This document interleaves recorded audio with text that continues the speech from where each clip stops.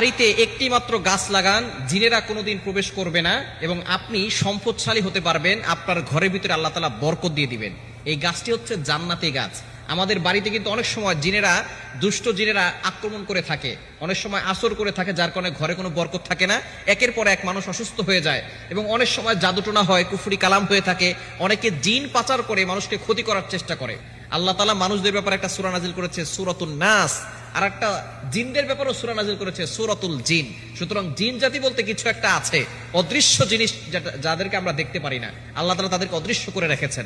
আল্লাহ তাআলা এই ব্যাপারে কোরআনুল কারীমের ভিতরে আয়াত নাজিল করে দিয়েছেন। 27 নম্বর পারা 2 নম্বর পৃষ্ঠার 5-6 নম্বর লাইন, সূরাতুল জারিয়াতের 56 নম্বর আয়াতে আল্লাহ বলছেন, আমি মানুষ এবং জিন জাতিকে একমাত্র আমার ইবাদত করার জন্য সৃষ্টি করেছি।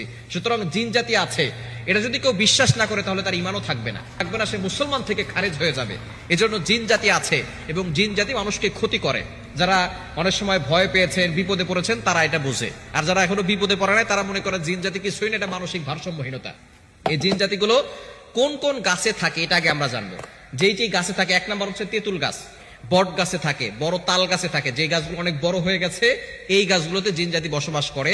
তবে একটা গাছ যদি আপনার বাড়িতে লাগাতে পারেন, আপনার ঘরে ঢুকবে না, সেটা হচ্ছে জান্নাতি গাছ, বড়ই গাছ।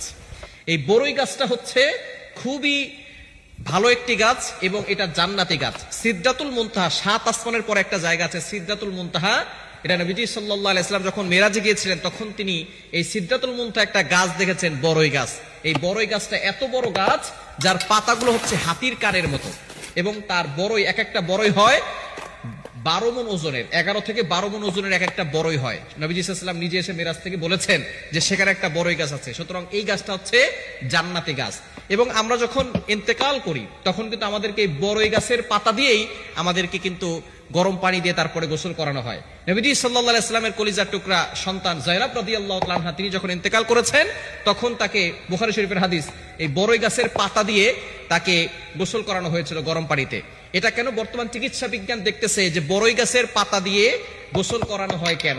খুব সুন্দর সুন্দর সাবান আছে, অনেক সুগন্ধিযুক্ত সাবান আছে, এটাকে অনেক ক্লিন করে।